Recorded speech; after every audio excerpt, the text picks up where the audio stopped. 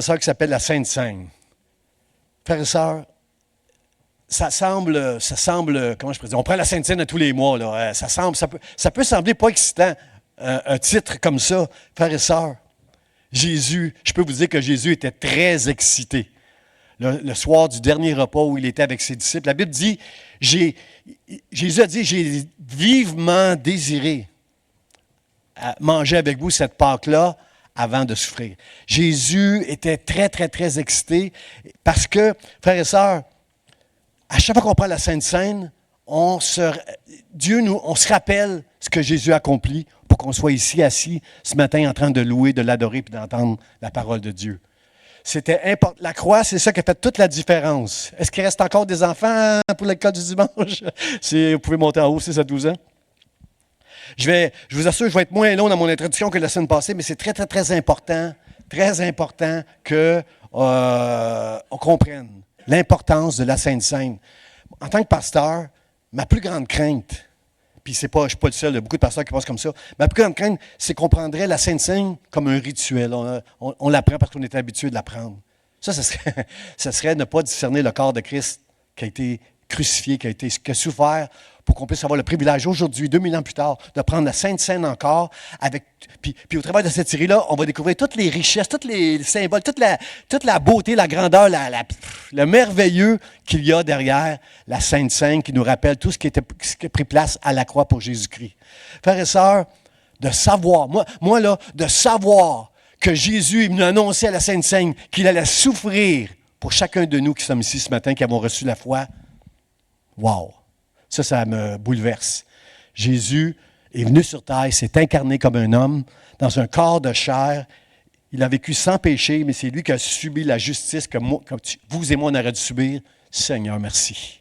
Merci pour ça. Puis on va voir ce matin quelques bénédictions qui sont liées autour de la Sainte Seine, frères et sœurs. Mais ce matin, je veux dire merci au Seigneur. Je veux dire merci au Seigneur pour le privilège qu'on a d'être dans sa présence, de le connaître personnellement, et que Dieu, si vous êtes d'accord avec moi, que Dieu nous ouvre les yeux et qu'il nous touche notre cœur pour qu'on soit touché à chaque réunion de l'amour qu'il a pour chacun de nous. Vous êtes d'accord avec moi? J'ai enseigné mercredi soir, j'ai enseigné mercredi soir sur Jean, le disciple que Jésus aimait. Souvent dans l'Évangile de Jean, vous allez lire ça, le disciple que Jésus aimait. Vous savez que ce n'est pas de l'orgueil, ce n'est pas de la vantardise, là. Vous savez que Dieu n'a pas de favori. Ce n'est pas parce que Jésus aimait plus Jean que les autres. La différence avec Jean, c'est que Jean savait que Dieu l'aimait, le proclamait de sa bouche que Jésus l'aimait et avait embrassé l'amour de Dieu. Frères et sœurs, chacun de nous, on peut avoir la même place que Jean avait l'intimité que Jean avait auprès de Jésus, couché sur son sein à ce repas-là de la Sainte Seine. Là. Chacun de nous, à nous, frères et sœurs, d'embrasser l'amour de Dieu puis d'être le disciple ou la disciple que Jésus aime de tout son cœur. Ça dépend de nous de nous approcher de Dieu comme Jean le fait. Même Pierre, frères et sœurs, même Pierre qui était un leader, qui parlait toujours plus que les autres, même Pierre, qui faisait partie des trois, là, Pierre, Jean et Jacques, les trois plus intimes de Jésus, même Pierre va dire à Jean pendant le repas, quand Jésus a dit que quelqu'un allait le trahir, là, vas-y toi lui demander c'est qui va le trahir. Même Pierre reconnaissait que Jean avait une place auprès de Jésus qui était spéciale. Frères et sœurs, Dieu n'a pas de chouchou. Chacun de nous, à qui il a donné la foi, il nous aime de ce même amour-là. Est-ce qu'on veut se laisser remplir de l'amour de Dieu, frères et sœurs? C'est ça qu'on doit faire ce matin et c'est ça qu'on doit faire à chaque fois qu'on prend la Sainte Seine, on doit se rappeler le grand amour, le grand prix que Jésus a payé à la croix parce qu'il t'aime. Répète après moi, Dieu m'aime. Répète-le souvent chez toi, ça, quand tu vas être chez toi, là, parce que Jean n'avait pas honte de dire Jean, le disciple que Jésus aimait. Il ne se vantait pas, il le déclarait de sa bouche, quelque chose qu'il a cru et qu'il a reçu. Seigneur, merci de m'aimer. Merci de m'aimer. Si je suis ici ce matin, c'est par la foi. Tu m'as vu, tu m'as localisé dans ta grâce, tu m'as donné la foi, Seigneur. Merci, merci de m'avoir sauvé dans le nom de Jésus. Amen. Le titre du message ce matin, ça s'appelle la richesse que je veux qu'on comprenne, frères et sœurs, c'est qu'à chaque fois qu'on prend la Sainte Seine, Il faut comprendre que c'est comme, on installe toujours une table ici, hein, et Giovanna met le pain, le jus de la vigne là, ici. Là. Frères et sœurs, il faut s'imaginer dans notre tête que quand on prend la Sainte Seine, on est à la même table que Jésus. Vous n'êtes pas très excités, je trouve, ça ne vous excite pas. Je suis sûr qu'une mariée, une jeune mariée, là, hein, Shirley, là, une jeune mariée là, qui est en train de préparer ses noces, elle a déjà dans sa tête imaginé tout ce qui va prendre place. Il va avoir, ça va être comme ci, ça va être comme ça. Il va arriver comme ça. Moi, je vais arriver à la fin, après tous les invités. Je vais arriver, je vais me présenter avec ma belle robe que mon mari n'a pas vue encore, je pense. Il ne l'avait pas vue encore. Et tu sais que tu vas aller faire un voyage dans le sud, tout compris. Tu es capable de t'imaginer sur le bord de la plage, en train de prendre du soleil, puis, comprends? On est capable de s'imaginer toutes sortes de choses quand on a une passion pour les choses qui nous animent, frère. C'est qu'on est animé d'une passion, on est capable d'imaginer des choses. Frère et sœur, est-ce qu'on peut s'imaginer 2 minutes que quand on prend la Sainte Seine, on est à la même table que Jésus-Christ? Wow! Dites wow! Frère et sœur, il faut qu'on soit émerveillé. Jésus était tout excité quand il est venu. Regardez le texte qu'on va lire. Jésus était tout excité, lui. L'heure étant venue, il se mit à table et les apôtres avec lui. Amen. Les apôtres étaient à la même table que Jésus. Ils étaient avec lui. Il leur dit, « J'ai désiré vivement manger cette Pâque avec vous avant de souffrir. » Frères et sœurs, à chaque fois qu'on prend la Sainte Seine ici, le Seigneur est super béni qu'on prenne la Sainte Seine. Il est avec vous. À chaque fois qu'on prend la Sainte Seine ici, Seigneur, merci. Merci de nous rappeler toute la richesse qu'il y a dans ce moment où tu as mangé avec tes disciples. Seigneur, merci, merci. Le mot ici, là, vivement, j'ai désiré vivement manger cette Pâque avec vous. Je suis allé dans la Bible originale, le Nouveau Testament est écrit en grec, là, et c'est le mot épitoumia. Épitoumia, c'est un mot qui veut dire une grande passion, un grand désir. C'est un mot qui est utilisé souvent même pour dire convoitise, d'une manière négative. Là. Jésus, il n'y avait aucune... C'était pas de la convoitise, mais juste pour vous montrer que c'est un mot qui est fort. J'ai désiré vivement. C'est un mot qui est très fort. C'est quelque chose que tu veux, que tu désires dans ton âme, dans ta chair. C'est ça que tu veux, c'est ça que tu veux. Il y a un psaume qui dit... David dit ça dans un psaume à un moment donné. Dans mon esprit puis dans ma chair, je veux te louer, je veux t'adorer, Seigneur. Il est possible, même dans notre chair, de vouloir adorer Dieu parce que Dieu est digne de louange et d'adoration. Il dit, j'ai vivement désiré manger cette Pâque avec vous. Je vois un Jésus enthousiasmé. Mais les disciples, eux, ne comprenaient rien. Les disciples ne comprenaient pas. Il y a un passage où Jésus va dire dans Jean, dans Jean 16, il va dire, je vous ai dit ces choses afin que lorsque l'heure sera venue, vous vous en souveniez. Comprenez-vous que ce qui a pris place là, le soir où Jésus était avec eux, tout enthousiaste de vous dire « Oh, j'avais hâte de manger cette Pâque-là avec vous. » Tout était préparé d'avance. On l'a lu tantôt avec Pasteur Charlie. Tout était préparé d'avance. C'était un moment précieux pour Dieu. C'était un moment qui était décidé. C'était un moment sérieux, un moment où l'heure était venue. Et là, Jésus est là, il est tout excité avec ses disciples. Ses disciples ne comprennent pas. Il y a un Pierre qui va le... Il n'y a pas un Pierre, mais il y a Judas qui va le trahir. Jacques et Jean qui vont parler de qui va être le plus grand dans le royaume. Comprenez-vous, il y a toutes sortes de choses qui prennent place dans ce souper-là. Mais ils ne comprenaient pas. Mais quand Jésus dit, je vous dis ces choses-là pour que vous vous en souveniez un jour quand ça va arriver, là, quand ça va prendre place, quand ça va être accompli, toutes ces choses-là, là, je veux que vous en souveniez. Bien, nous, frères et sœurs, on n'est pas dans la même position que les apôtres. Nous, on sait que Jésus est mort sur la croix pour nos péchés. Nous, on sait. On ne peut pas rester insensible. On ne peut pas prendre pour acquis le prix que ça a coûté pour que nous soyons ses enfants pour l'éternité.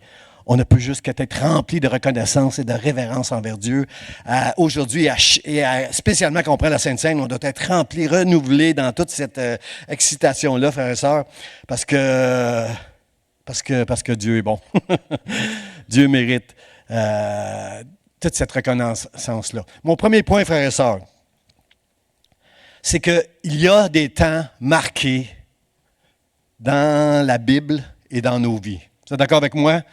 Il y a des temps, il y a des moments dans nos vies où les choses vont changer, où il va se passer des choses. Il y a des temps marqués pour ça. Jésus commence en disant « L'heure étant venue ».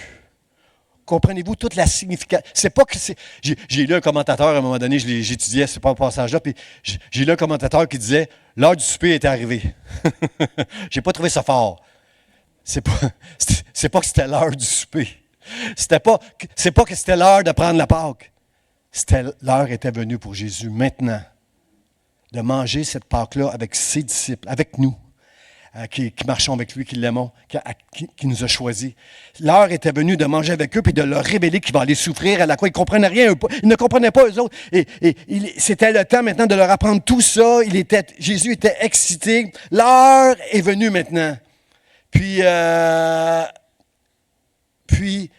c'est pas que c'était l'heure du souper, c'est l'heure maintenant que ces choses-là vont s'accomplir. Toute la souffrance que Jésus a connue à la croix, tout ce qui s'en venait, qu'on comprend, on ne pourra jamais comprendre ici-bas, tout ce que Dieu a pu subir à la croix. Nous, on ne peut pas comprendre ça, là.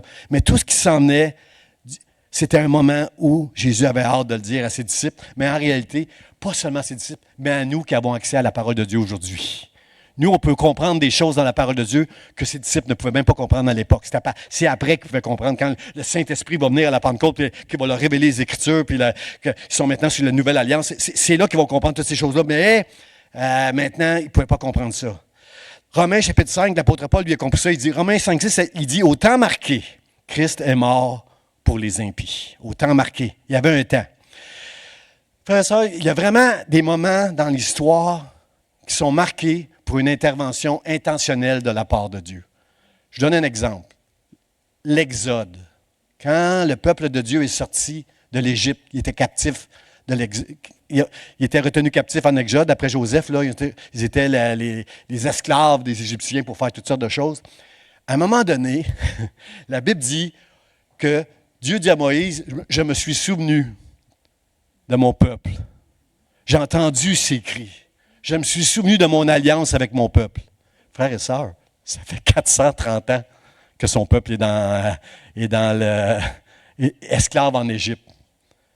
Je ne peux pas m'empêcher d'avoir un peu un sourire quand j'entends Dieu dire « J'ai entendu les cris de mon peuple. Je me suis souvenu de de mon alliance, et je t'envoie Moïse pour délivrer mon peuple. » Comprenez-vous, frères et sœurs, qu'il y a un temps marqué pour les choses. C'était pas après 25 ans d'esclavage, c'était pas après 200 ans d'esclavage, c'était après 430 ans d'esclavage que Dieu voulait intervenir pour son peuple. Vous êtes d'accord avec moi? Ça fait du sens? Il y a un temps marqué pour les choses. C'est la même chose pour vous et moi, frères et sœurs. Dans nos vies, il y a un temps marqué. Comme le disait si bien tantôt le pasteur Charlie, ne te décourage pas de la situation dans laquelle tu peux être. Oui, tu peux vivre des moments très difficiles, mais il y a au temps marqué. Quand l'heure va être venue, Dieu va agir pour toi, parce qu'il est avec toi. Si Dieu est avec moi, qui sera contre moi? Celui qui vous dit ça, ça lui arrive souvent de trembler devant l'adversaire. Ça lui arrive souvent de s'inquiéter pour toutes sortes de choses. Mais je sais, dans la présence de Dieu, que sa parole me rassure. Si Dieu est avec moi, qui sera contre moi, frères et sœurs?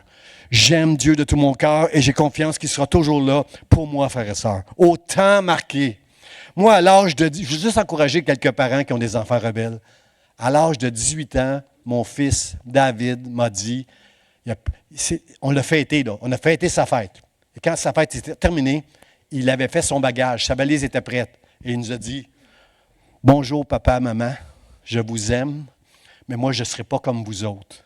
Moi, je veux vivre. Je veux vivre. » Alors, il a vécu une vie il est allé dans le monde. Je ne vous dirai pas ce qu'il a fait, là. La bonne chose de mon fils David, c'est que je n'entendais pas parler de lui. Après, j'ai su toutes les choses qu'il a faites qui étaient mal, mais quand il vivait, il ne demandait pas de l'aide, il ne venait pas pleurer chez nous. Il vivait sa vie, mais il a vécu une vie. Combien sont d'accord avec moi, les parents, que vivre loin de Dieu, c'est une vie de misère? Tellement contents pour la retraite de jeunesse qu'ils vont apprendre que vivre pour Dieu, ça va juste les rendre heureux dans la vie. Ils ont tellement de mauvaises influences qu'on veut prier pour cette retraite-là, frères et sœurs. Mon fils, à l'âge de 18 ans, me dit « Bye, Et à l'âge de 36 ans, 18 ans plus tard seulement, juste encourager les parents, là, à l'âge de 36 ans seulement, moi je me suis inquiété pendant 18 ans pour mon fils aîné. Moi je prêche la parole, moi je suis un assistant pasteur dans une église. Mon fils il marche dans le monde dans toutes sortes de péchés. Et 18 ans plus tard, à l'âge de 36 ans, je reçois un coup de téléphone, papa, je me fais baptiser à l'église dans 2 semaines, est-ce que tu veux être là quand je vais me faire baptiser? Quelle bonne nouvelle pour des parents ça. Comprenez-vous frères et sœurs, il y avait une heure. Il y avait un temps qui était marqué. Comme le fils prodigue, nos enfants, parfois, ils doivent ils doivent toucher le fond du baril avant de crier « Seigneur, aide-moi ». Il y a des temps marqués et Dieu sait ce que nous devons. Ce que j'aime de Dieu, pourquoi Dieu parfois attend longtemps et parfois moins longtemps pour intervenir, c'est juste que Dieu est omniscient. Vous et moi, on ne sait pas ce qui va arriver demain. Dieu sait tout. Il y a des fois, il n'y a pas besoin de rien faire. Moi, je crois que Dieu n'a absolument rien fait. Rien fait d'intentionnel. Il n'a pas intervenu là. Quand Marie était enceinte de Jésus-Christ, par la puissance du Saint-Esprit, et que tout à coup, par décret, chaque famille doit aller s'enregistrer dans sa ville, et que Joseph a amené Marie jusqu'à Bethléem, Dieu n'a rien fait. C'est juste que seulement Dieu savait qu'il allait avoir un recensement. Il le sait d'avance. Il n'intervient pas. Et Marie a accouché à Bethléem. Et la prophétie disait que cet enfant-là viendrait de Bethléem. Comprenez-vous que dans son omniscience, Dieu sait des choses que moi, je ne sais pas. Moi, je suis inquiet souvent. Et pour toutes sortes de choses, quand quelqu'un souffre, quand quelqu'un est malade dans l'Église, je suis inquiet. Mais je sais que Dieu, au temps marqué, il va prendre soin de chacun de nous. Parce qu'il est omniscient, il est tout-puissant, il peut tout, et il est mon Dieu. Alors Seigneur, merci. Merci Seigneur de nous rassurer ce matin qu'il y a un temps pour chaque chose.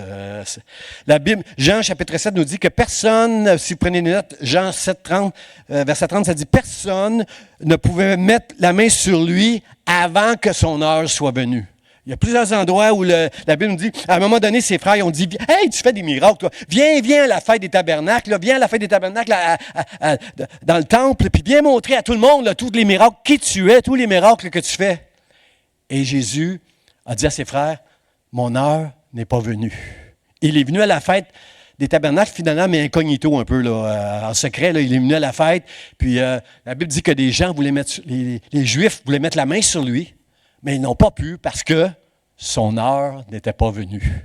Comprenez-vous, frères et sœurs, que Dieu a une heure pour les choses. Et que parfois, c'est bien de prier, mais ne vous découragez pas dans vos prières. Moi, là, est-ce que je peux vous dire que pour mon fils David, il y a des moments où ma prière a baissé en intensité, en émotion, en foi. Là. Est-ce que je peux vous dire qu'après 18 ans, je n'avais pas la même foi. Au début, c'était « Seigneur, tu as dit, moi et ma maison, nous servirons l'Éternel. » Comprenez-vous, là, je citais tous les passages là, devant Dieu, puis je me laissais remplir de foi. Comprenez-vous qu'à la fin, là, ma balloune, elle était complètement dessoufflée. Mais au temps marqué, Dieu a parlé au cœur de mon fils et il l'a ramené à la foi. Seigneur, n'arrêtez jamais, frères et sœurs, d'être remplis de cette foi-là, que Dieu, au temps marqué. Frères et sœurs, qu'est-ce qu'il y avait de... Quand Jésus dit l'heure était venue, il était excité de dire à ses disciples que maintenant, c'était lui l'agneau, qu'il allait briser le joug du péché, qu'il allait être pardonné maintenant, qu'il allait être réconcilié avec Dieu. Il avait hâte de leur dire tout ce qui allait prendre place. Mais le mot « avant de souffrir », c'est un grand mot, ça. Ça veut dire beaucoup, le frère et sœur. Parce que, il y a un psaume que j'aime beaucoup, là, on va le lire. Dans le psaume 22, le psalmiste, il dit, il est en train de prophétiser ce qui va prendre place à la croix quand Jésus va être à la croix. Il dit, « De nombreux taureaux sont autour de moi, des taureaux de Basan m'environnent. » Et là, je suis allé faire des recherches un peu. Qu'est-ce que ça veut dire, c'est des taureaux de Basan? La particularité des taureaux de Basan, c'est que c'était des taureaux qui n'étaient pas cloîtrés. Si tu ne savais pas là, que tu étais dans un champ où il y avait des taureaux de Basan, là, ben, tu pouvais être environné par les taureaux de Basan tout d'un coup, avec leurs cornes, puis vous comprenez, tu n'es pas content. Tu n'es pas content quand tu réalises que tu es dans un endroit où les taureaux sont en liberté, qui peuvent te faire du mal, sauter sur toi. Puis le psalmiste dit, de nombreux taureaux sont autour de moi, des taureaux de Basan m'environnent. Et Jésus, frères et sœurs, lorsqu'il est à ce souper-là, Jésus savait très bien qu'il allait souffrir pour nous, qu'il allait être crucifié, qu'il allait être moqué, rejeté, et tout ça, frères et sœurs. Et, Seigneur, aide-nous, Seigneur, aide-nous à comprendre ce passage-là, où quand Jésus dit, au dernier repas, il a dit à ses disciples, « L'heure est venue où le Fils de l'homme va être livré aux pécheurs. » Jésus, là, à la croix, tout le monde se moquait de lui. Il était fini, il était comme entouré de taureaux. Les pécheurs, c'était comme les taureaux de Basan. Ils vont me rentrer dedans, ils vont me faire du mal, ils vont me prendre jusqu'à la dernière goutte de mon sang, ils vont m'enlever la vie, ils vont me torturer, ils vont me crucifier. Comprenez-vous? Il était livré aux pécheurs. Mais Jésus n'a pas reculé devant ça. D'être livré aux pécheurs, d'être livré devant. C'est comme si on te kidnappait puis on te disait tu vas passer devant. Tu comprends, là? Sans ta volonté, là. Mais lui, il le faisait de sa propre volonté. Je me souviens, quand j'étais jeune à l'école, on m'avait. Il y a des jeunes de mon école qui étaient jaloux. Ils m'avaient pris pour me battre. Ils étaient là, ils m'avaient saisi, puis là, j'étais livré à eux. Ils m'avaient amené loin de l'école pour pas que le directeur le voie dans les fenêtres. Là, ils m'avaient amené loin. J'étais au coin du boulevard Henri Bourassa et Lacordaire à Montréal-Nord. Je suis là. Il y a des jeunes qui me veulent du mal. Et j'ai été délivré parce qu'il y a un monsieur qui est sorti d'une voiture, puis qui est venu me délivrer, puis il les a chassés, puis il m'a délivré. Moi, je sais aujourd'hui, je n'étais pas chrétien, mais je sais que c'est Dieu. C'est Dieu qui a envoyé un ange là, pour me délivrer. Juste pour vous dire que, pouvez-vous imaginer comment j'étais terrifié? En plus, un des jeunes a dit « Appelez une ambulance, il va y avoir beaucoup de sang ici. » là. J'étais terrifié parce que j'étais livré entre les mains des pécheurs, frères et sœurs. Jésus, volontairement, s'est livré par amour pour nous. Ça ne peut pas nous laisser indifférents, frères et sœurs. Ça ne peut pas nous laisser... Quelqu'un dit non, non, non. On ne peut pas, frères et sœurs. De nombreux taureaux sont autour de moi, ils m'environnent. C'est ça, j'irai pas là. C'est vraiment, frères et sœurs, il s'est livré, Seigneur, aide-nous. Aide-nous, Seigneur. Jésus a été livré pour que nous ne soyons pas livrés aux mains des pécheurs. Est-ce que vous croyez ça, frères et sœurs? Oui, je peux être enlevé comme je l'ai été, mais Dieu va venir, il va intervenir, au temps marqué, il va me délivrer. C'est encourageant de savoir que Dieu va toujours être là, toujours ses yeux sur moi, moi qui lui appartiens. Il y a des moments, frères et sœurs, il y a des moments dans la Bible où c'est écrit l'heure, pour nous parler d'une heure. Par exemple, l'heure vient où les vrais adorateurs m'adoreront en esprit et en vérité. Ça, c'est après le jour de la Pentecôte. Apocalypse 3, ça dit « Je te garderai, toi, là, parce que tu as persévéré, tu as gardé ma parole, je te garderai à l'heure de la tentation qui va venir éprouver tous les habitants de la terre. » Il va venir un jour, frères et sœurs, où la terre va être éprouvée comme jamais, mais toi, persévère et garde la parole parce que Jésus va te garder. Malgré tout ce qui va prendre place autour de nous, Dieu va nous garder tout le temps, frères et sœurs. La Bible dit dans Apocalypse, chapitre 14, qu'il va y avoir l'heure de la moisson. 1 Jean, chapitre 2, nous parle, lui, de la dernière heure. Comment vous allez savoir qu'on est dans la dernière heure? Jean nous dit, il va y avoir plein de gens qui vont prêcher contre l'Évangile, contre Jésus-Christ. Il va y avoir plein d'antéchrists qui vont être relâchés. Ça va être la dernière heure, frères et sœurs. Dans Matthieu, chapitre 1, verset 15, quand Jean-Baptiste a été livré, Jésus a dit, le temps est accompli, le royaume de Dieu est proche, repentez-vous et croyez à la bonne nouvelle. Vous êtes d'accord avec moi, frères et sœurs, que se repentir, c'est de confesser notre misère et notre indignité.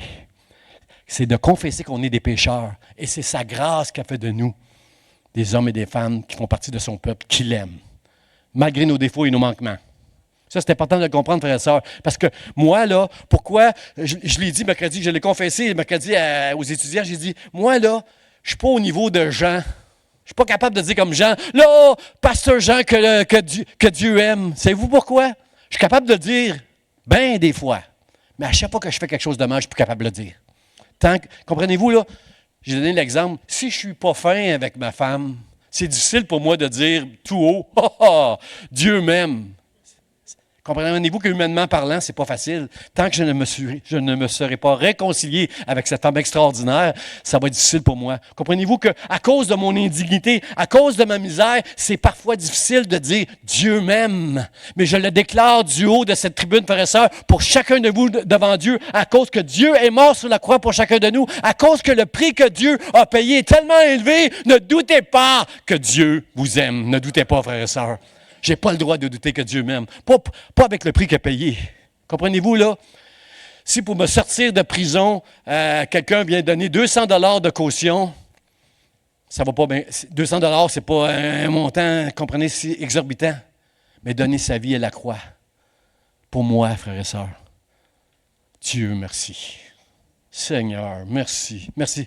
Frères et sœurs, on a tous vu cette année aux Jeux olympiques une scène où on s'est moqué. Est-ce qu'on s'est déjà moqué de vous de votre foi, quelque part au travail ou à un endroit? Est-ce qu'on s'est déjà moqué de votre foi? On a vu aux Jeux olympiques une scène que tous ceux qui regardaient les Jeux olympiques ont vu, là, où on se moquait de Jésus et de la Sainte Seine et de ses apôtres qui étaient avec lui. On a vraiment... frères et sœurs, savez-vous pourquoi? Parce qu'il y a quelque chose. Il y a quelque chose là. Il y a quelque chose qui dérange le monde spirituel quand on prend la Sainte Seine, frères et sœurs. Parce que quand on réalise, quand on prend la Sainte Seine, que Jésus est mort pour nos péchés, qu'il nous aime jusqu'au point de payer ce prix-là, frères et sœurs, tu peux pas ne pas dire Dieu m'aime. Dieu m'aime, Jésus m'aime. Il a payé le prix pour que je sois son enfant. Seigneur, merci. Seigneur, merci pour tout ce que tu as fait pour moi. Mon deuxième point, frères et sœurs, quelque chose qu'on doit réaliser quand on prend la Sainte Seine, c'est qu'on est avec lui à sa table. Il se mit à table et les apôtres avec lui. Frères et sœurs, wow! On est à chaque fois qu'on prend la Sainte Seine, on doit s'imaginer ça. Je me souviens, il y a quelques semaines, on avait vu ça aux nouvelles, le premier ministre du Canada, Justin Trudeau, était assis avec le futur président des États-Unis à Mar-a-Lago, en Floride, ça, je pense, quelque chose comme ça. OK. Peu importe ce que vous pensez du ministre ou du président, peu importe ce que vous pensez, là. Vous êtes d'accord avec moi que ce n'est pas n'importe qui peut aller manger à la table du futur président des États-Unis. Là. C'est un honneur quelque part. Il va être... c'est demain qu'on va officiellement l'investir comme premier président comme président des États-Unis. Et il y a des grandes personnalités qui vont être là. Les 3 hommes parmi les plus riches de la terre là, vont être là. Juste pour vous dire que c'est gros là, d'être invité là. Et Jésus, avec lui, il y avait seulement les 12 apôtres, frères et sœurs. Et quand on prend la Sainte Seine, il y a seulement nous, les enfants de Dieu, qui pouvons prendre ceux à qui il s'est révélé, à tous ceux à qui il a donné la foi, il y a seulement nous qui pouvons prendre la scène et nous imaginer être à la table avec Jésus. Seigneur, merci. Merci de ce privilège, de cet honneur que tu me fais d'être à la table avec toi, Seigneur. Merci, merci, Seigneur. Vous savez, une table, frères et sœurs, ça veut dire beaucoup de choses, une table. Quand tu t'assois à une table, si je m'assois à la même table que Pasteur Charlie pour manger, pour boire, pour discuter, il va y avoir une intimité là, entre nous. Moi, je vais apprendre des choses sur lui. Lui, il va apprendre des choses sur moi. Comprenez-vous que manger à la table de quelqu'un, c'est entrer dans son intimité. C'est de voir des choses que tu connais pas. C'est vraiment un moment de communion vraiment fort que de manger ensemble. C'est pour ça qu'on a des agapés à l'occasion. Là. C'est pour prendre ces moments-là de communion fraternelle ensemble. Là. Seigneur, aide-nous, Seigneur. Dans le verset 30, Jésus dit qu'on va manger, on va boire à sa table un jour dans son royaume, frères et sœurs. Dans son royaume. Demain, pas sûr qu'il va y avoir des itinérants autour du président des États-Unis. Je ne suis pas sûr qu'il va y avoir des gens, comprenez-vous, ordinaires. Ça va être des personnalités, ça va être des hommes riches, comprenez-vous, ça va être des gens qui ont, aux yeux des grands de ce monde, qui ont une valeur. Comprenez-vous qu'avec Jésus, ça ne fonctionne pas comme ça. Regardez dans Matthieu, qu'est-ce qu'on reprochait à Jésus à un moment donné, qu'on ne comprenait pas. Dans Matthieu, chapitre 9, verset 10, la Bible dit, comme Jésus, Matthieu nous dit ça, comme Jésus était à table dans la maison, il était à table, et voici beaucoup de publicains et de gens de mauvaise vie vinrent se mettre à table avec lui et avec ses disciples. Et là, les Juifs, les pharisiens, les religieux, ceux qui sont sous la loi, ils ont dit, « Hey, Seigneur, c'est quoi ça? Je m'approche, je touche même pas, moi, un pécheur, puis toi, tu manges à ta table avec des gens de mauvaise vie, des pécheurs, avec beaucoup de publicains et des gens de mauvaise vie. C'est quoi ça? » Ben, Jésus dit, « Moi, je ne suis pas venu sauver les gens qui sont en bonne santé. Moi, je suis venu sauver ceux qui sont malades. Je suis venu sauver des pécheurs. » Puis vous allez apprendre une chose. Il va leur citer un passage de la Bible. Il va dire, vous allez apprendre une chose. Apprenez ce que signifie « je prends plaisir à la miséricorde et pas au sacrifice ». Apprenez ça, apprenez ça. Jésus va dire du midi, du nord, de l'Orient et de l'Occident, ils vont emmener de partout, qui vont venir s'asseoir à la table dans mon royaume avec moi, avec Abraham, avec David, avec tous ceux qui ont mis leur foi en Dieu. Quand on prend la Sainte Seine ici, symboliquement, on est en train de dire un jour, je vais la prendre dans le royaume de Dieu avec lui. Je vais être assis avec Abraham, je vais être assis. Moi, j'ai hâte. Moi, il y a une femme dans la Bible que j'aime beaucoup, c'est Ruth, la Moabite. J'aime Ruth parce que c'est une guerrière, Ruth. Sa belle-mère qui a dit, non, Noémie a dit, non, reste ici, il n'y a rien pour toi en Israël. Tu n'as même pas le droit d'aller dans le temple, tu comprends, tu ne peux pas. Là. Viens pas, Ruth. Cette femme-là, c'est le premier message que j'ai prêché, moi. La première fois que j'ai prêché après ma conversion, c'est ce message-là. Et j'ai tellement hâte d'être à la table à côté de Ruth. Parce que Ruth, pour moi, ça a été une inspiration dans ma vie. C'est une femme qui a persévéré malgré. Comprenez-vous? Moi, je ne suis pas si grand guerrier que ça. C'est par la grâce de Dieu que j'ai pu persévérer 40 ans dans ma foi, mais je ne suis pas un si grand guerrier. Je ne suis pas quelqu'un qui aime se battre tout le temps. Mais Ruth, c'était une guerrière qui s'est battue et qui a été reçue la bénédiction du Seigneur. Combien savent que quand tu te bats pour le Seigneur, tu vas être béni? Arrête pas de te battre. Sois un guerrier, sois une guerrière, parce que Dieu bénit ça, frères et sœurs. Dieu bénit ça. Partout, frères et sœurs. J'ai lu récemment, je pensais que c'est les 3 hommes qui vont être à l'investiture demain avec le président, là, je pensais que c'était les plus riches. C'est même pas les plus riches, mais je crois que le plus riche, c'est Musk. Musk, ce monsieur-là, il a 471. J'ai été voir là, à combien il était évalué, là. 471 milliards de dollars. Je ne suis pas capable d'imaginer qu'est-ce qu'on peut acheter avec 471 milliards. J'ai aucune idée, frères et sœurs. Vous savez qu'un milliard, juste un milliard, c'est un millier de millions de dollars. Juste 1 million, ça va changer ta vie, là. 1000 millions, il y en a 421, lui, comme ça. Là. Je ne suis pas capable d'imaginer. C'est trop fou pour moi. Et vous dire que ce n'est pas impressionnant, ça serait faire le super spirituel. Là. Oui, je trouve ça très impressionnant qu'un homme peut accumuler 421 milliards. Mais frères et sœurs, la Bible nous dit que tout l'or, l'argent, ça appartient à Dieu. L'univers entier appartient à Dieu. Alors, je peux comprendre que les hommes se laissent impressionner par des millions, des milliards, puis de l'or, puis de la richesse. Mais la Bible nous dit dans Apocalypse, chapitre 21, qu'au ciel, on va marcher sur des rues qui sont en or, frères et sœurs. Que les portes dans lesquelles on va rentrer, hey, les femmes qui aiment les perles, là, les portes qu'on va rouvrir, c'est une perle géante, les 12 portes qu'on va rentrer. Il y a des pierres, les murailles, c'est plein de pierres précieuses, des sardoines, des diamants, toutes sortes d'affaires. Frères et sœurs, Dieu, il aime ça. Je ne sais pas si c'est littéral. Pourquoi ça ne le serait pas? Pourquoi ça ne le serait pas littéral? Pourquoi la Bible nous dit que dans le temple, dans le sanctuaire, là, quand Dieu a donné une image de qu'est-ce que Moïse devait construire, une image de choses qui sont dans le ciel, lorsqu'il a dit, tu nous feras une table en bois d'acacia et tu la couvriras d'or, parce que tout l'or du monde entier appartient à l'Éternel, frères et sœurs. Moi, je crois qu'au ciel, on va vraiment marcher sur l'or. Je crois que tous les rappers, les brigands, je ne dis pas que les rappers, c'est tous des brigands, mais ce que je veux dire, les images qu'on a, là, les images qu'on a à la télévision de tous les gens qui ont des gros bijoux en or, je crois qu'ils sont juste inspirés pour montrer dans la chair qu'ils sont arrivés quelque part, eux autres. T'es pas nulle part. T'es nulle part. Si t'as pas Dieu dans ta vie, t'es nulle part. À Dieu appartient l'or et l'argent et toutes les richesses du monde. Et on va marcher sur l'or et on va vivre, frères et sœurs, avec un Dieu tout-puissant dans le ciel, frères et sœurs. Seigneur, merci. Merci, Seigneur. Merci, Dieu. Puis, il y a un passage que j'aime dans la Bible, vous le connaissez par cœur. C'est un psaume qu'on connaît tous par cœur, les chrétiens de quelques années. Le psaume 23. Tu dresses devant moi une table en face de mes adversaires. Et sur cette table, toi Dieu, tu oins ma tête et ma coupe déborde. Je vais le répéter, frère, ça, parce qu'il y a quelque chose de très fort que quelques-uns ont besoin d'entendre ici.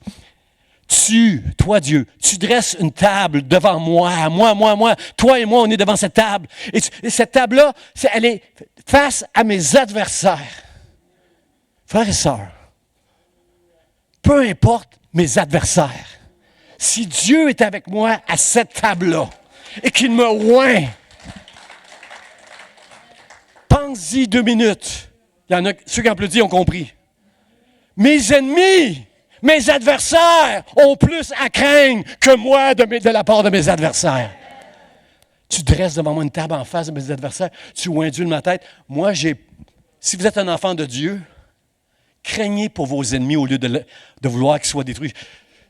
Je parle à un frère des fois, puis il en veut à ses ennemis. Arrête.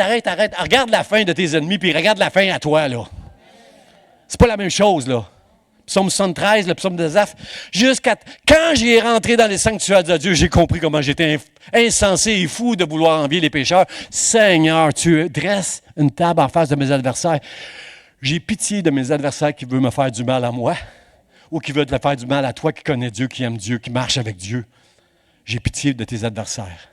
La réalité, c'est qu'on craint nos adversaires. La réalité, c'est que dans la vie de tous les jours, on voit plus nos adversaires qu'on va voir Dieu en train de nous oindre sur cette table-là. Mais lorsque tu vas être face à tes adversaires, cite ce passage-là dans ton cœur. Seigneur, tu dresses devant moi une table en face de mes adversaires et tu oinduiles ma tête et au temps marqué, tu me délivreras dans le nom de Jésus. Seigneur, aide-moi. Seigneur, aide-moi à marcher avec cette foi. Aide-moi à marcher avec cette foi. Frère, ça, la table de Jésus-Christ, c'est une table où il y a la bénédiction, l'intimité et la puissance de Dieu. Vous connaissez l'histoire de la cananéenne, la femme cananéenne, qui plaide, qui se prosterne devant Jésus, qui fait le saut. Arrête, moi je suis venu pour les brebis perdues d'Israël seulement. Seigneur, je t'en prie, sauve ma fille, guéris ma fille, délivre-la, Seigneur, je t'en prie. Puis il dit, je ne peux pas donner le pain. Il pousse loin Jésus, mais comprenez-vous que le Saint-Esprit a mis dans le cœur de Jésus-Christ cette omniscience que cette femme va aller jusqu'au bout de sa foi.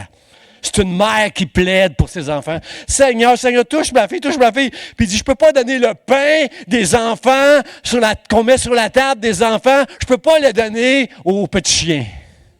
Ben, elle dit, d'accord, Seigneur. Elle n'est pas frustrée, elle ne s'en va pas. Elle veut que sa fille soit délivrée. Elle dit, OK, d'accord, je suis d'accord, Seigneur, avec toi.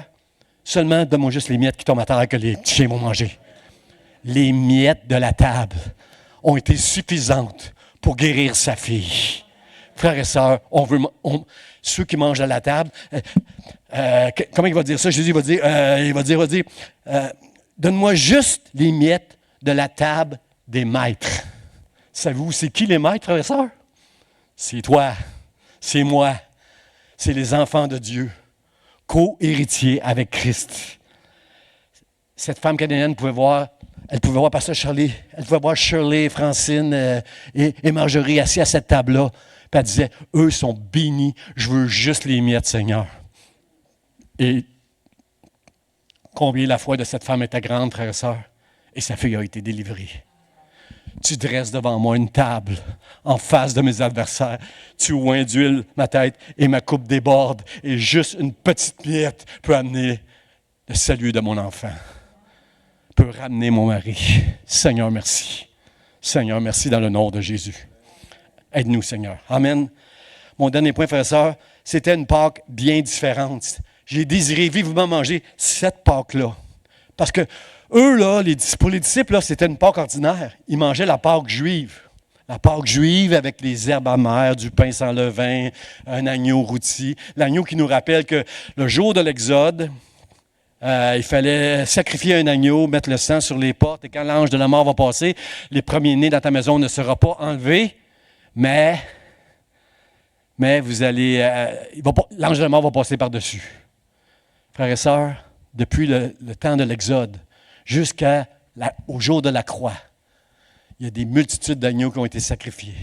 Mais Jésus avait hâte d'être avec ses disciples pour leur dire, maintenant, c'est fini. Jean-Baptiste, quand il a vu Jésus, il a dit « Voici l'agneau de Dieu, celui qui ôte les péchés du monde. » Tous les sacrifices qui ont été faits à cause de la loi dans l'Ancien Testament ne pouvaient pas enlever nos péchés, frères et sœurs. Il fallait recommencer les mêmes sacrifices à chaque fois. Aujourd'hui, je déclare que je suis encore un pécheur. Je suis indigne de Dieu, mais je n'ai plus besoin de faire des sacrifices. Je n'ai plus besoin d'obéir à la loi parce que Jésus est mort pour mes péchés et maintenant je vis sous la grâce de Dieu. La justice de Dieu a été apaisée quand Jésus est mort sur la croix. Et moi, je suis son enfant. Et je reçois son amour. Et je peux déclarer ce matin devant vous, Dieu m'aime. Je suis le disciple que Dieu aime. Dites-le, frère et sœur. Il est l'agneau de Dieu. Regardez dans Exode chapitre 6, verset 6. « Je vous affranchirai des travaux dont vous chargent les Égyptiens. Je vous délivrerai de leur servitude et je vous sauverai à bras étendus par de grands jugements. » Dans ce passage-là, les Juifs, moi, j'ai jamais assisté à une Pâque juive. Peut-être Jocelyn a assisté à ça, peut-être avec son patron, peut-être. Moi, j'ai jamais assisté à une Pâque juive, mais je sais que c'est sur la base de ce passage-là qu'on va boire 4 coupes. Il y a 4 choses dans ce texte-là qui vont en sorte qu'ils vont boire 4 coupes différentes qui symbolisent l'affranchissement, la délivrance et le salut. Il y a toutes sortes de choses. Mais nous, frères et sœurs, la bonne nouvelle, c'est que Jésus a ajouté une coupe, la coupe de la nouvelle alliance, en mon sang, qui fait en sorte que je n'ai plus besoin d'essayer de plaire à Dieu. À cause de sa grâce, je vais manger à sa table pour l'éternité dans le ciel. Je suis son enfant. Je ne suis plus sous la loi. Et je sais qu'il y a beaucoup de chrétiens, qui tombent tôt ou tard dans une forme de légalisme en disant « Pasteur, on devrait faire ci, c'est écrit dans la Bible, ça, et on devrait faire ça. » Mon frère, ma soeur, fais-le. T'es libre. Comme disait le pasteur Charlie, on n'est pas obligé de jeûner. Mais le jeûne, ça va nous faire du bien à nous. On ne fait pas ça par légalisme. On fait ça parce que quand je jeûne, je fais du bien à mon âme. Je fais du bien à mon esprit. Puis je vais être honnête avec vous, frères et sœurs. La semaine de jeûne qu'on va prendre, la dernière semaine de janvier, la semaine de jeûne qu'on va prendre, c'est pas là que je suis béni. Je ne suis pas béni en refusant de prendre la nourriture pendant 5 semaines. J'aime trop ça, manger, moi. Je ne suis pas béni, comprenez-vous? Mais après mon temps de jeûne, tout le temps que j'ai pris à part pour être avec le Seigneur, toutes ces réunions, tout ce qui a pris place dans mon temps de jeûne, il est payant, frères et sœurs, parce que je ne me suis pas rendu compte qu'à chacun de ces jours-là, je me suis rapproché un peu plus du Seigneur. Le jeûne et prière, c'est pour nous, frères et sœurs. C'est nous qui allons être bénis si on embarque là-dedans. Ce n'est pas pour faire obéir à des règles ou à du légalisme. Tu ne peux pas plaire à Dieu. Tu ne peux pas plaire à Dieu en faisant plus que ce que Jésus a tout accompli à la croix pour nous. Vous êtes d'accord avec ça? C'est enlever à Jésus la gloire de dire « Moi, je fais ci, parce que toi, tu ne fais pas ça, mais moi, je fais ci. Toi, tu ne fais pas ça, mais moi, je fais ça. » Tu enlèves la gloire à tout ce que Dieu a accompli pour nous à la croix. Cela étant dit, ça ne veut pas dire que tu deviens laxiste puis que tu t'assois puis tu ne fais plus jamais rien. Dieu m'a sauvé. Moi, je suis sauvé sur la grâce, je n'ai plus rien à faire. Non, non, non. L'esprit de la loi, lui, il est toujours là. Jésus reprochait aux pharisiens, il reprochait les pharisiens d'obéir à la lettre de la loi, mais l'esprit de la loi demeure toujours. Si tu aimes ton prochain, tu ne feras jamais de péché. Tu ne le voleras pas, tu ne le martyriseras pas, tu ne le tueras pas. Comprenez-vous, tu ne prendras pas sa femme. Comprenez-vous que si tu aimes Dieu de tout ton cœur, tu vas accomplir l'esprit de la loi tout le temps. Mais si tu pêches devant la loi, mon frère, ma soeur, va te jeter aux pieds de Dieu pour lui demander pardon et il va te montrer la croix. Quand tu vas reconnaître ton indignité, quand tu vas reconnaître ta misère, l'état misérable de ton cœur et de ton âme devant Dieu, Dieu va te montrer la croix et la grâce de Dieu et tu seras capable de déclarer, même quand tu as péché, je suis le disciple que Jésus aime. Dans le nom de Jésus. Amen. Amen, frères et sœurs. Gloire à toi. Gloire à toi. Alors, Jésus est l'agneau de Dieu qui ôte le péché du monde. Et les sacrifices, tous les sacrifices, frères et sœurs, depuis ce temps-là jusqu'à il y a 2000 ans à la croix, ont été abolis, frères et sœurs. Ce n'est pas des sacrifices que je fais maintenant pour Dieu, mais ce sont des choses qui viennent de mon cœur pour l'honorer, pour le bénir, pour lui donner gloire dans le nom de Jésus. Et une de ces choses-là qu'on doit faire, frères et sœurs, j'invite les musiciens, une de ces choses-là qu'on doit faire, frères et sœurs, c'est de l'adorer de tout notre cœur. L'adoration, frères et sœurs, c'est la chose la plus importante que nous devons faire, frères et sœurs. C'est adorer Dieu. montre le niveau de notre foi, frères et sœurs. Tu n'as pas de foi, tu ne peux pas adorer, tu n'adoreras pas Dieu. Mais plus que ta foi est élevée, plus que tu vas vouloir te prosterner devant lui, puis l'adorer de tout ton cœur, à cause de tout l'amour qu'il a pour toi, que tu ne mérites pas. J'aimerais entendre un dernier amen. Mon dernier point, frères et sœurs, c'est le mot de la fin, c'est Jésus dit, j'avais tellement hâte de manger cette Pâque avec vous avant de souffrir. Ça, on n'aime pas ça, hein, frères et sœurs, souffrir. Vous êtes d'accord avec moi? Hein? Y a-t-il des vrais chrétiens intègres ici qui sont d'accord pour dire oh, j'aime pas ça souffrir, pasteur, j'aime pas ça. Mais, frères et sœurs, souffrir, ça vient avec. Ça venait avec pour Jésus, puis ça vient avec. Frères et sœurs. On n'a aucune idée de ce que Jésus a pu souffrir à la croix. J'aime le chant qui dit « Je ne saurai jamais le prix de tout ce que tu as subi ». Dans Jean, chapitre 12, verset 27, ça dit, Jean disait au chapitre 12, avant ce souper-là, Jésus disait à ses disciples, « Mon âme est troublée, mais que dirais-je? Père, délivre-moi de cette heure? » Mais non, c'est pour cette heure que je suis venu. Jésus était conscient, bien avant le souper de Pâques, le dernier souper de Pâques, il était conscient qu'il est venu pour cette heure-là. Il y a un temps marqué où Christ devait mourir pour les impies, et ce temps-là approche. Et quand ce temps-là va arriver, est-ce que je vais dire, « Père, délivre-moi? » Ben non, c'est pour ça que je suis venu. Mes frères et sœurs, pourquoi je vous dis ça? Vous me voyez venir? C'est parce qu'à Gethsémani, alors qu'il a dit ça un peu avant, à Gethsémani, Jésus va dire, « Seigneur, s'il est possible, éloigne de moi cette heure-là. » Parce que là, Jésus allait porter nos péchés, frère, ça. Il allait souffrir, comprenez-vous? Il a rendu grâce. Ça me touche à chaque fois qu'on prend la Sainte Seine, puis que l'apôtre Paul nous rappelle que Jésus a rendu grâce quand il a rompu le pain, pour son corps qui va souffrir. Là. Seigneur, merci Seigneur de nous montrer ici quelque chose de fort. C'est que à Gethsémani, dans son humanité, là, sachant qu'il va être abandonné de Dieu à la croix, il va dire, Seigneur, si c'est possible, que cette coupe s'éloigne de moi. Mais pas ma volonté, que ta volonté soit faite. Enfin, ça, est-ce qu'on comprend que à chaque fois qu'on refuse de faire la volonté de Dieu, on est en train de laisser parler la chair en nous. La chair qui ne veut pas souffrir, la chair qui ne veut pas faire la volonté de Dieu. Comprenez-vous? Quand Pierre a dit, oh non, cela ne t'arrivera pas, Jésus a dit, Satan, arrière de moi. Pierre n'était pas possédé, là. C'est pourquoi il dit Satan, arrière de moi.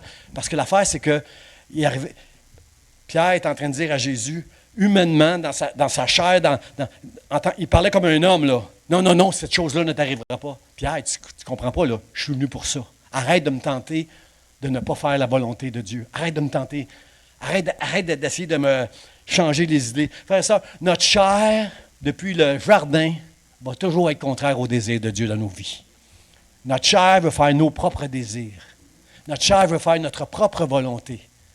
Mais ici, ce que Jésus nous enseigne très, très bien dans ce passage-là, c'est Seigneur, si c'est possible. Il venait de déclarer au chapitre 12 de Jean, je suis venu pour cette heure-là. Je n'ai pas demandé à Dieu de me l'éloigner. Et il fait cette prière-là à Gethsémani, juste avant d'aller à la croix, d'être livré par Judas. Il fait cette prière-là, Seigneur, si c'est possible, mais que ta volonté soit faite. Comprenez-vous, frères et sœurs, que Jésus est mort à la croix pour que nous, jamais nous allons être abandonnés de Dieu. Vous êtes d'accord avec moi? Parce que Dieu m'aime. Jamais Dieu va nous abandonner. Mais on est d'accord que la souffrance fait partie d'une vie de foi. On est d'accord que ça va faire partie, mais à un temps marqué, Dieu va nous en délivrer, frères et sœurs. C'est ça la bonne nouvelle. Pour Pierre, l'apôtre Pierre, dans ses épîtres, c'est un passage obligé, la souffrance qui va nous faire grandir, qui va nous apprendre la persévérance. C'est un passage qui est obligé. L'apôtre Paul, lui, il va plus loin encore. Il dit, « Je ne saurais comparer les souffrances présentes avec la gloire de Dieu qui s'en vient. » Quand je regarde que dans le ciel, un jour, je vais être avec Jésus, à sa table, avec toute Ruth la Moabite, Adam, Abraham, tous ces hommes, ces héros, ces hommes et ces femmes héros de Dieu, là, je vais être assis à cette table-là avec Jésus, au ciel pour l'éternité, frères et sœurs. Je ne saurais comparer les souffrances que je vais vivre sur cette terre avec la gloire qui est à venir. Est-ce que je peux entendre un dernier amen, frères et sœurs? Amen. C'est pas facile de dire amen à ça. Mais on est capable. Pas parce qu'on est bon.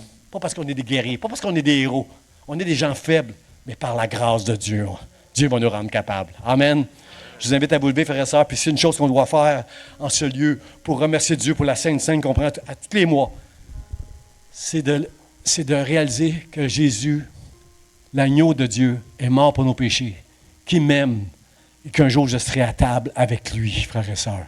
Malgré des moments de souffrance qu'on va connaître sur cette terre, je serai un jour dans la gloire de Dieu pour le louer, pour l'adorer. Est-ce qu'on peut l'adorer avec une révérence et une reconnaissance ce matin dans la maison du Seigneur? Amen.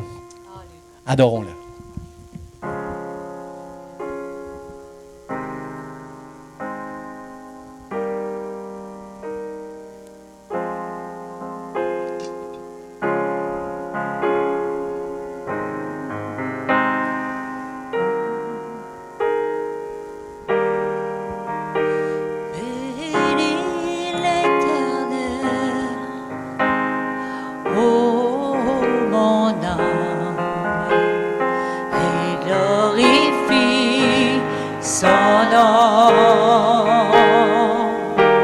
Chante plus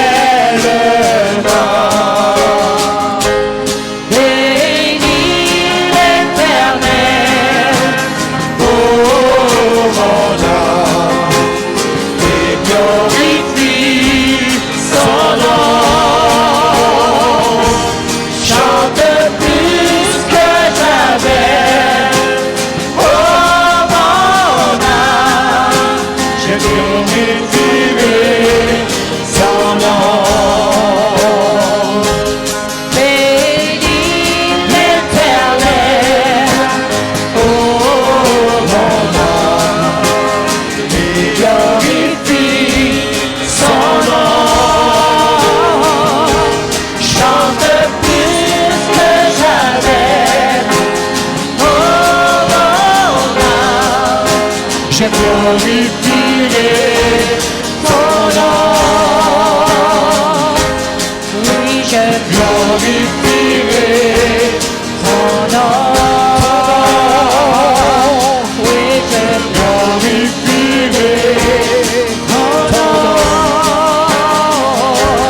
Oui, je glorifierai ton nom. Oui, je glorifierai ton nom. Alléluia, alléluia. Gloire à ton nom, Seigneur. Gloire à toi, Seigneur. Je veux t'adorer, je veux te louer. Est-ce que je peux entendre la voix de son peuple qui s'élève vers le ciel, vers cette table dans le ciel? Seigneur, je te loue, je t'adore. Je veux te donner gloire, Seigneur. Aide-moi à t'honorer. Je veux marcher devant toi, Seigneur, avec intégrité, une honnêteté spirituelle, Seigneur. Je veux t'aimer, Seigneur. Je veux te servir. Aide-moi, Seigneur. Bénis cette église, Seigneur. Visite cette église, Seigneur. Remplis-la de ton amour, de ton esprit, de ta gloire dans le nom de Jésus. Que l'année 2025 soit une année, Seigneur, précieuse dans le royaume de Dieu pour l'Église Vie d'Espoir et pour ton Église dans le monde entier. Seigneur, nous t'aimons. Nous t'aimons, Seigneur. Merci pour tout ce que tu as fait pour nous. Merci pour ce privilège d'être dans ta maison, Seigneur, d'avoir la communion fraternelle, de pouvoir prier, adorer, Seigneur, prêcher l'Évangile, Seigneur. Je te rends grâce pour tout ce que tu vas faire dans le nom de Jésus. Amen, amen. Soyez bénis, frères et sœurs, et vous devez saluer au moins 3 personnes en lui disant que Dieu t'aime, toi. Dieu, il t'aime, toi. Dieu t'aime, Donald.